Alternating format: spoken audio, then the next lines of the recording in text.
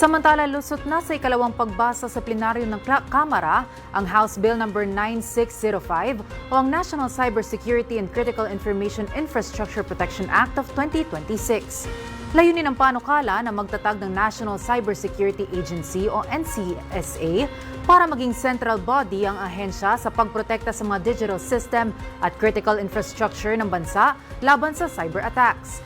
Ayon kay Camarines Sur Representative Miguel Luis Villafuerte, hindi na lamang IT concern ng cybersecurity, kundi issue na ng pambansang seguridad dahil sa pagdepende ng bansa sa mga digital system sa mga pangunahing serbisyo ng gobyerno.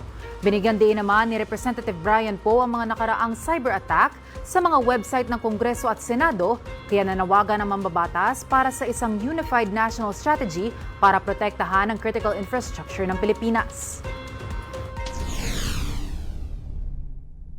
Ang tanong ngayon ay hindi na lang kung magkakaroon ba tayo ng mga malalaking cyber attacks. Ang tanong po ay kung handa na ba ang ating bansa kapag dumating ang mga ito.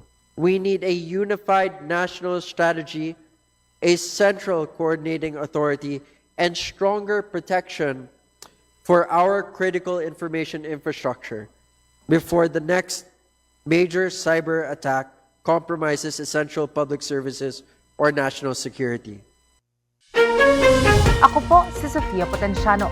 Para maging updated, manatiling nakatutok sa Congress TV, Congress TV Digital at iba pa naming social media pages.